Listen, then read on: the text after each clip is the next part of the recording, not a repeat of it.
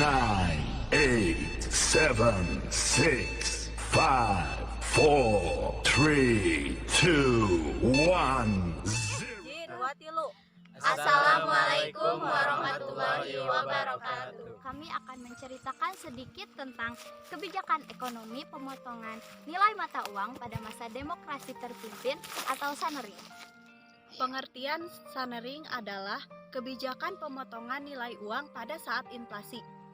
Kata Sanering berasal dari bahasa Belanda yang berarti pembersihan, penyehatan, dan reorganisasi. Dalam konteks ilmu moneter, Sanering adalah kebijakan pemotongan tanpa mengurangi nilai harga di pasar, sehingga daya beli masyarakat menjadi turun.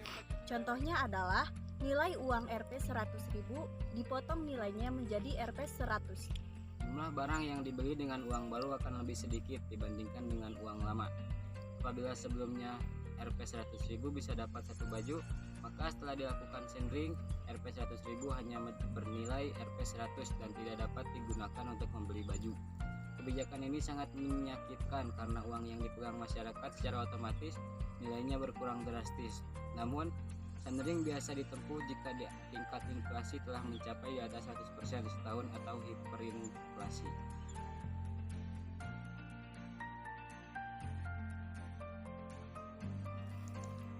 Tujuan Sanering adalah untuk menekan laju inflasi yang semakin tinggi, mengendalikan harga, meningkatkan nilai mata uang, dan memungut keuntungan dari perdagangan.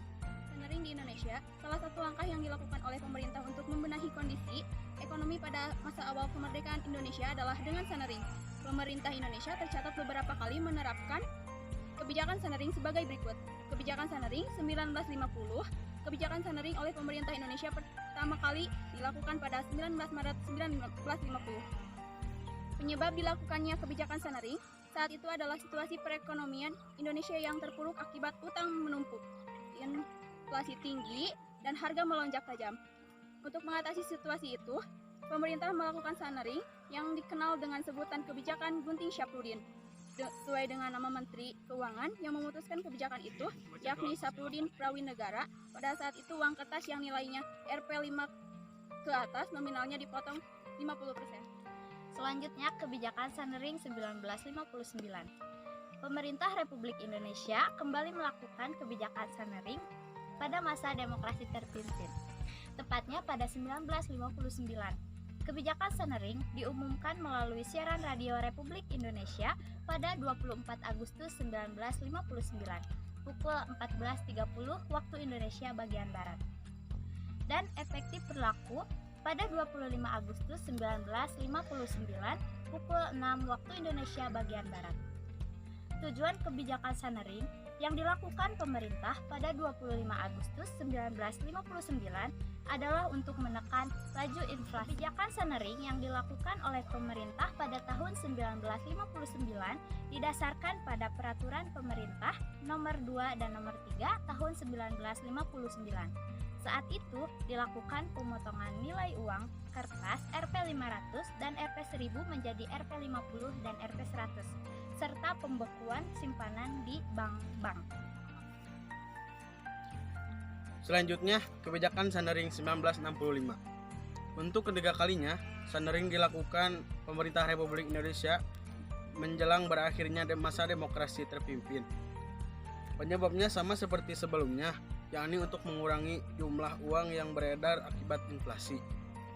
Pada 13 Desember 1965, pemerintah mengeluarkan kebijakan untuk menurunkan nilai Rp1.000 menjadi Rp1.